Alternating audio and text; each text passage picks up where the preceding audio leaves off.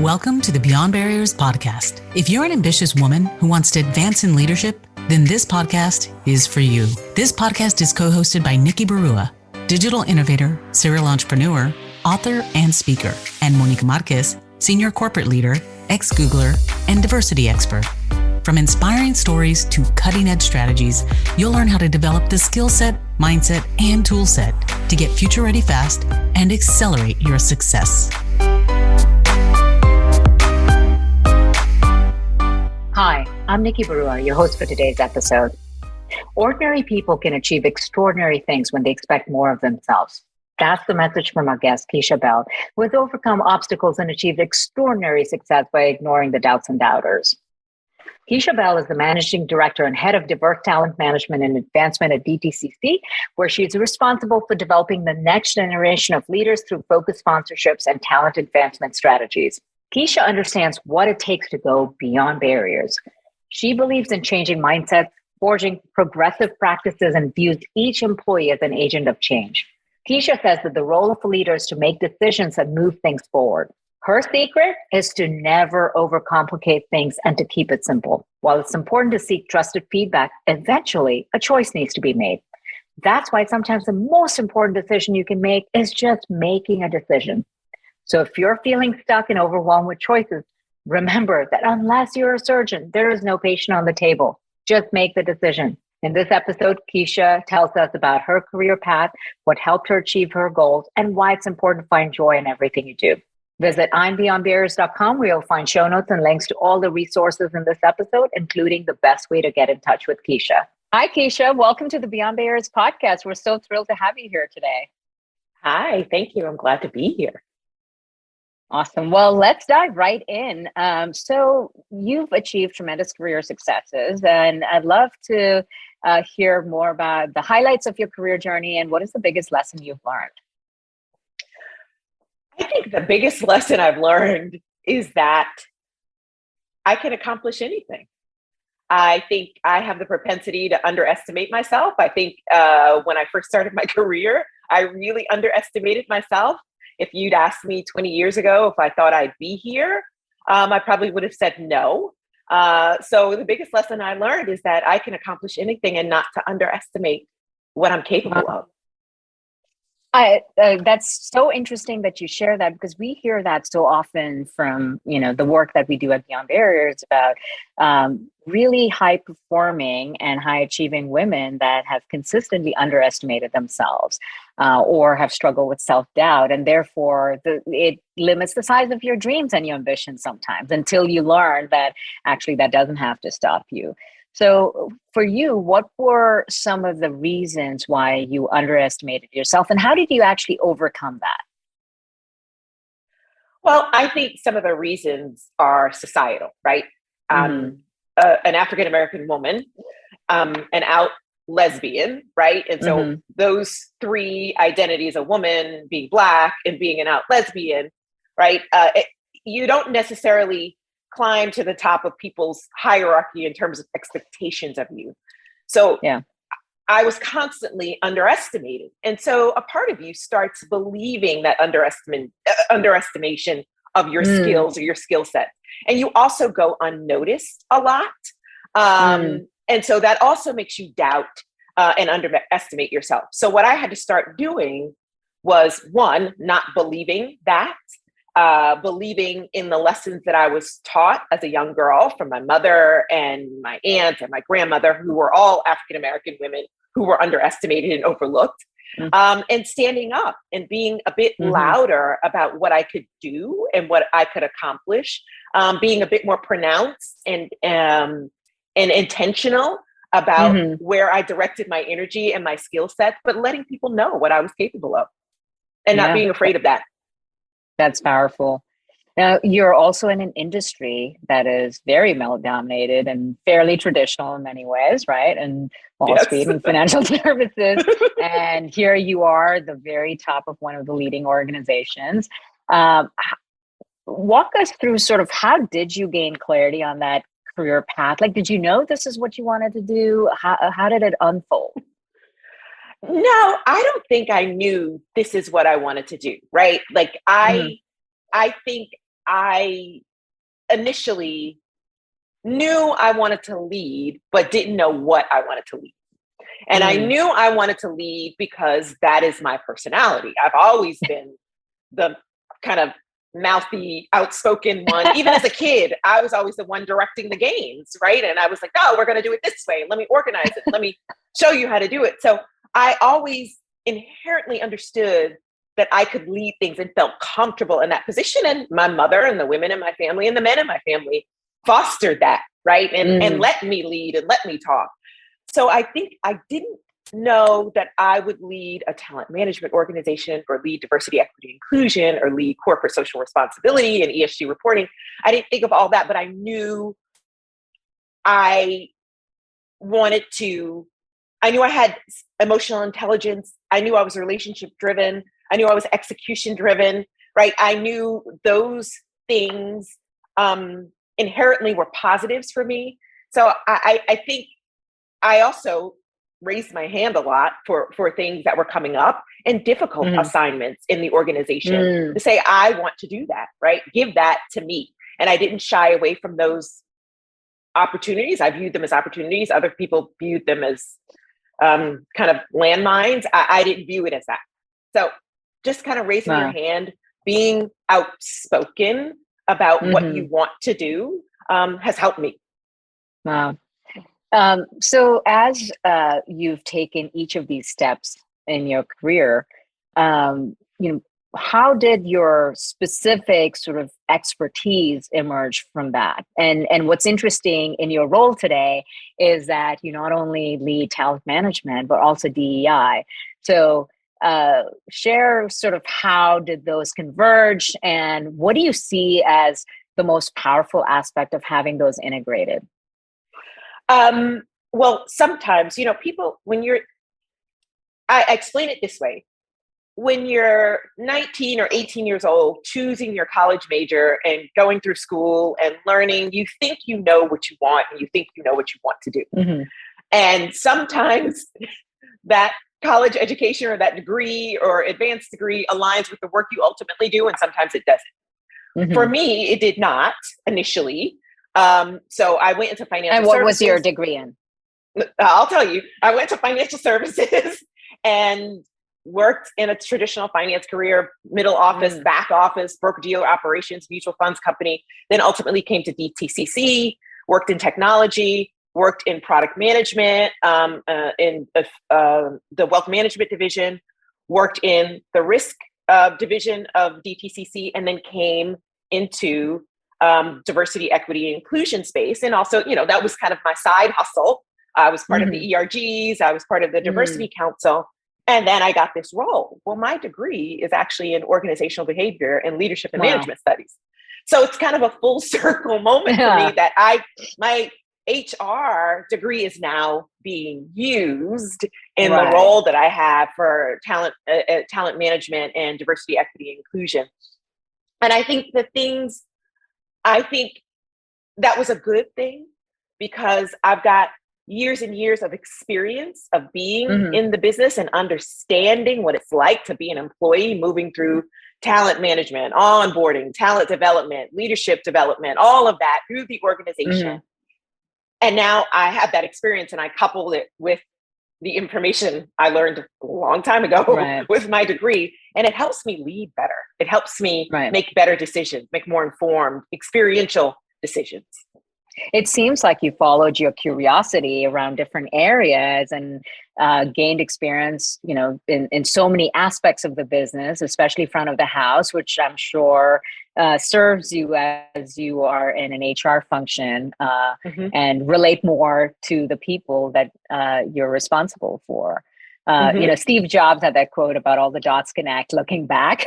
And this is so much of that, right? Like all of the dots connect looking back. Absolutely. Right. For years, I thought, I'll never use this degree, but okay.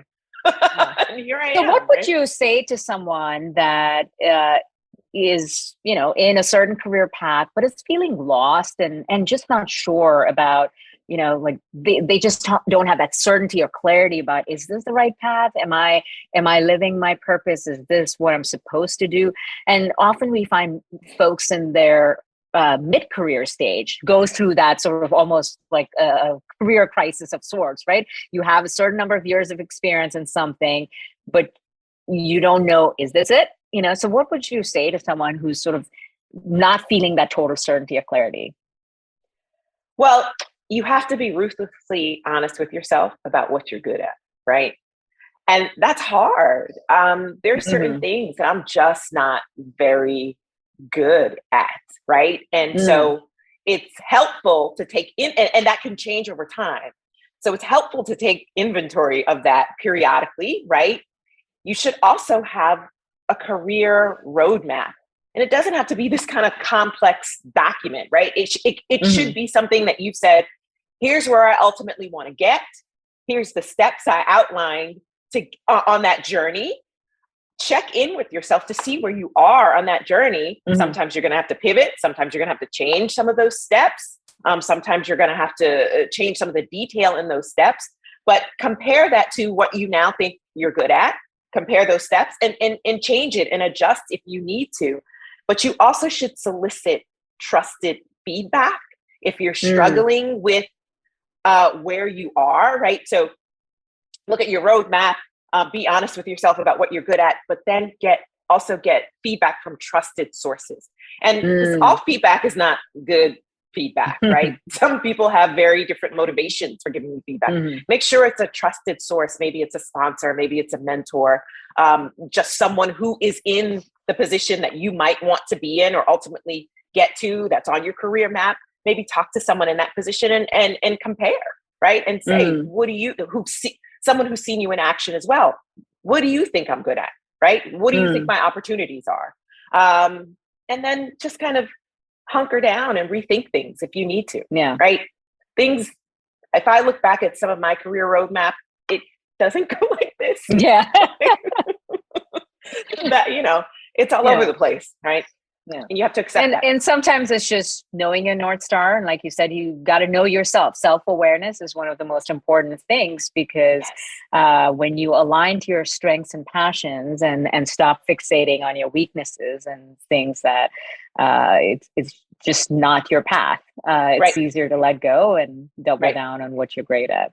So, but that also speaks to decision making, right? At some point, you just got to make a decision. You can't be waffling and going back and forth. So your career has involved a variety of very critical positions with important decisions and risk taking, right? The nature of the business that you're in and the roles you've had. Share with us do you have a certain framework for decision making and risk taking that has guided you either personally and professionally? When moments of complexity where you're faced with, gosh, this is a pretty pivotal decision. How do you process it? First, I panic. I love that. To be honest, completely honest, I panic. I get the sweaty armpits, the hairs in the back of my neck stand up. I'm like, but then I center myself, right? And I understand in that moment that I need to make a pivotal decision. I try to get as much information as possible, right? And to get as much information as possible, you have to be a good listener. I cannot stress enough, being in a leadership position, people coming to you with information and wanting you to make important decisions, big, small decisions. Listen, because people are giving you information. And if they're not giving you the information you need, ask for more, right? Don't be afraid to say, okay, this. And then there are going to be times where you're going to have very little information. I trust my gut. I trust the principles or my core values that kind of guide me, core values of integrity and empathy and listening and humility and accountability, right? And I'm not afraid to take ownership of a bad decision because I've made bad decisions, right? I've made decisions that I'm like, that probably wasn't the best. But I would say the most important thing is having information and listening to that information, right? I've seen a lot of leaders get a lot of information and because of ego, don't listen to it. Right. And that will lead to a bad decision. I surround myself with people who I think that are smarter than me, to give me that information so that I can make those pivotal, critical decisions correctly, but listening. Mm-hmm. Wow. That's great. So you also indicated like that initial sense of panic and fear, in those situations. Now, there are so many different types of fear sometimes that we don't even know about, or limiting beliefs that hold us back. And when we're not even aware of them, they can be bigger obstacles because you don't know the enemy you're fighting against. So how do you generally deal with fear or limiting beliefs? And I would imagine that, just given societal conditioning and factors and systemic bias, there's probably lots of different types of fears and limiting beliefs that, are part of our lived experience. How have you coped with that, or how do you overcome that? Well, I've had a lifetime of that, right? I talked about before how people have not expected a lot from me, and their expectations were lower. I honestly block it out. I ignore it. Again, centering myself and understanding what I'm capable of. And whatever your opinion is of me really, really doesn't matter. I am here to perform a task, to do a job. And I talked about my core values of showing up, being authentic, being accountable, doing the right thing, and acting ethically. I let that guide me, and I don't really care about what you think or don't think. And again, my mother always said, people are going to expect the worst of you. People are going to expect, if they don't expect the worst, they're going to expect very little. Show them each and every time that you are so much better than that. Wow, that's powerful. I love that. That is incredible. And you certainly have, Keisha. It's great to see that. I hope so. I honestly, and when people, you said North Star. My North Star for me is not my CEO. It's not who I report to. It's my mom, my aunt who cleaned houses for people and had a third grade education, but was the best at running a household and balancing checkbooks, right? My great grandmother, who was a sharecropper, my mother, who was a sharecropper, right? I am my ancestors' wildest dreams, I think is the saying. So that's my North Star. That's who I'm trying to impress, right? Yeah. Not anyone else. It must have been an incredible inspiration to grow up with what sounds like, a family of very strong women. What are some of the what's sort of most pivotal lesson you have gleaned from their lives and their wisdom that guides you? That life was not going to be easy. It wasn't going to be easy because of the various identities that I occupied. I remember when I came out to my mother, it wasn't the typical, oh my God, you're a lesbian. Oh no. She was upset because she was like, your life is going to be so much harder. You're already a Black woman, right? She instantly, even though she had no experience with the LGBTQIA community, she knew that was going to be an additional barrier for me. Yeah. So, the thing that I learned from them the most is life was going to be difficult, but that doesn't mean it can steal your joy, right? You have to find joy in everything, and you can, no matter how difficult, right? My aunt cleaned houses on her hands and knees all day long and made $10, $15, right? She knew she was being undervalued, but it didn't stop her from showing up and doing the best she could. And it didn't stop her from enjoying her life outside of that menial, or what some people perceived as menial work. She took pride and joy in making people's homes beautiful, right? Find the joy. And there's such a powerful lesson in that of, that pride in how, what you do and how you do it and how you show up, regardless of what role or position you hold. It's That's right. That is an internal choice, we all have to make. That's right. That's right. What if you could pinpoint the invisible ceilings limiting your success? Imagine having clarity on your strengths and barriers so you can take action and gain unstoppable momentum to advance as a future-ready leader.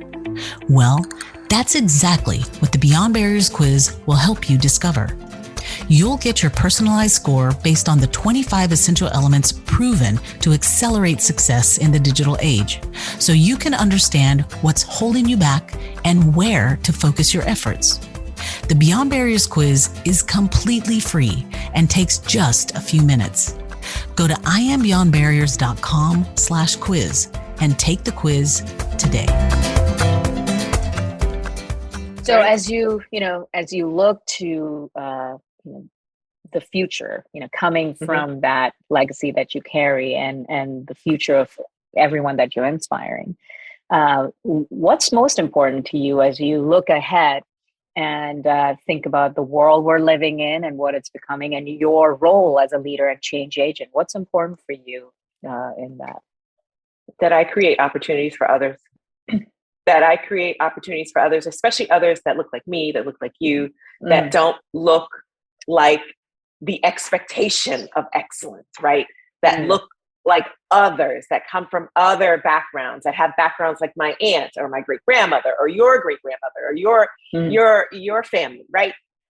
That I don't cross the bridge and raise the bridge and leave everybody behind. That not only have I let the bridge down, but I've lowered it to let more, or broadened it to let more people come across that bridge, right? I just want to be a change agent and create opportunity for others who are like me, because, I'm not that special.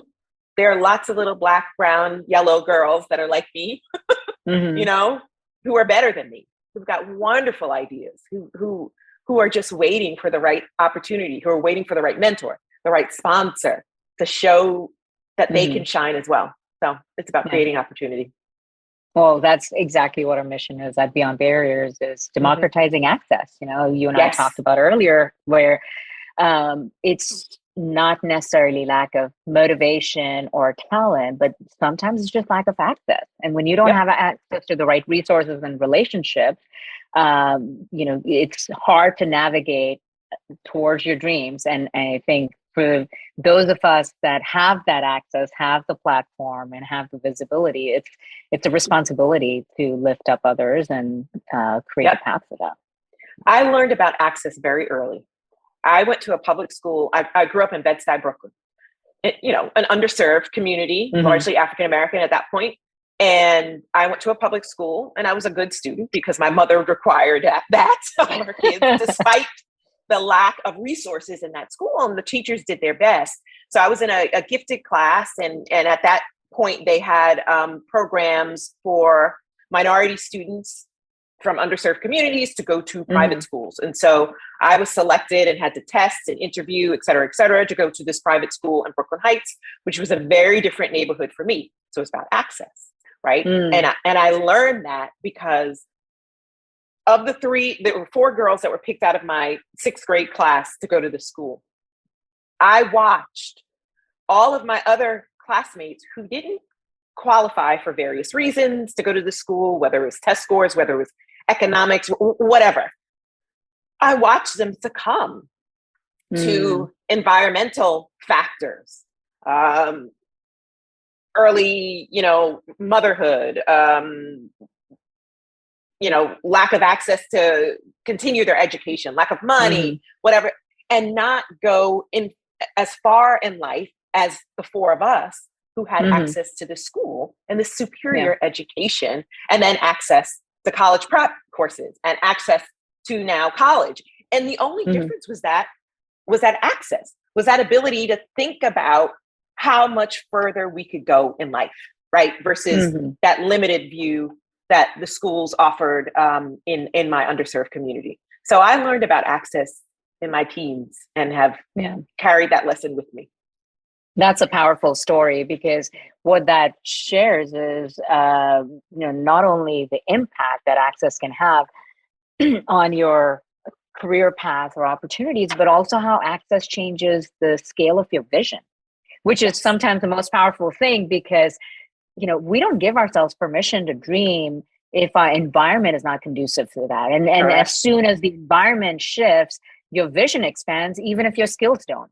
And that bigger vision then pulls you forward. And it's, so indicative of that. And I think you and I both have shared lived experiences of that. Yep. Where access changed that. So, how do you keep yourself at the forefront of, new skills, new competencies, as the world is changing so fast, where the shelf life of skills is just 18 months or so, right? Like everything's changing fast. Anything we are an expert in today, it's going to be outdated by next year. My question is specifically from the point of view of being a busy executive with a lot of demands on your time and your life. I read an interesting stat that said, as much as, 40% of the nature of work is going to change, and yet the average person spends no more than 5 minutes dedicated to their own skill development. Now, you're also in the talent business. What are you doing? How do you keep yourself learning and growing? I am intellectually curious, number one, right? So I love learning, except coding. I don't want to learn coding because I'm not good at that. Talk about learning, knowing what you're good at. I took a coding course in college and dropped out the first week. I was like, oh no, this is not for me. But being intellectually curious about things that are emerging keeps me aware, right? If I could go to school full time and someone paid me, I would get 5 PhDs, because I just love learning, right? So having intellectual curiosity and a love of learning, but back to my point around listening and hiring smart people. I have wonderful leaders around me. I have a wonderful team, right? And I listen to them because they're more attuned to a lot of things that I'm not. And so when they bring ideas to me, I listen to it. When they send me an article, I read it, right? And I have they know I'm an active listener. And so the door is open for them to give me or bring me or impart their wisdom onto me. I don't see it as one way. I see it as a dual relationship, that I can make decisions and give them information, but I see a lot more information flowing my way. So it's listening and being intellectually curious, right? Yeah. But also surrounding yourself with smart people, but also diverse points of views that you can gain all of that perspective. Absolutely. Yeah. And listening to those perspectives, right? Yeah. I see a lot of people say I surround myself with diverse perspectives, but then they don't listen to them, right? Yeah. It's a lot harder to unlearn and let go of the biases and dogma than it is to learn new things. But sometimes you got to empty the cup to fill it. Speaking of relationships and people, what has helped you develop valuable relationships and a professional network, in your career? Obviously you can tell I'm passionate, right? And so that's how I show up, always with energy and passion and an attitude that I want to do this. I think a lot of times, especially women, we're a bit afraid to show up with that passion. Is, for me as a woman of color, right? That passion is sometimes perceived as aggressive or all of those tropes. But I am committed to excellence in all of its forms. And I let people know by my work, by my actions, by my, not just my words, but my work and my actions, that I am committed to that excellence. So it is not a question for them whether they should sponsor me, whether they should let me enter into their network. They want me there because they want my perspective, because they know that I care and they know that I'm passionate about it and that I'm going to do the best that I possibly can. I think that's always been if you talk about a brand, that's always been my brand. If you give me something to do, I'm going to be thoughtful. I'm going to be strategic about it, but I'm also going to get it done. I'm going to do whatever I need to do to get it done. Right. Yeah. So speaking of getting it done, how have you mentioned that execution is one of your, superpowers, right? What has helped you be really effective at execution, especially across your personal and professional life? I don't overcomplicate things. Analysis paralysis, Lord, Gantt chart, this, that. Sometimes we human beings make things much more complicated than they need to be. Not saying some things are very complex. So I try not to make things overcomplicated. If I would say that's a superpower for me in terms of execution, but you have to understand your audience or your client or your customer and who you're doing this for and what they're trying to get to or what they're trying to accomplish, and never lose sight of that in, analysis and solutioning and all of that, right? Don't overcomplicate things. Sometimes most things in life, I tell people, and, I have these sayings and that comes from my family's Southern background. Southerners always have these sayings. I tell people, you don't have a patient on the table. No one's going to die if you don't get this right, right? That is a complex decision. If you have a patient on the table whose chest is open and you're trying to transplant an organ, right? That's complex. What we do day to day, I'm not trying to diminish it, but do you know what I'm saying? Yeah. Put it in context. Also, a lot of times when women are struggling with decisioning, or they're struggling with, how should I do this? Oh my God, and making things more complex. And I say this a lot to mothers. Yeah. Like, how many kids do you have at home? 2. Okay. You are raising future human beings to occupy this earth. No more important job than that, right? Do you put this much decision into what you do? This much thinking into what you're doing for them? They're like, no, I do this. So if you know that raising a little person to grow into a responsible, ethical human being is more important than what you're doing here, why are you tearing your hair out for this, right? That is really good perspective. We just overcomplicate things so much. There's no greater role than being a parent, right? And raising future generations, right? And some stuff we just kind of we're like, okay, you go ahead and do that. Yep, go do it, right? Yeah. And how do you keep yourself grounded every day?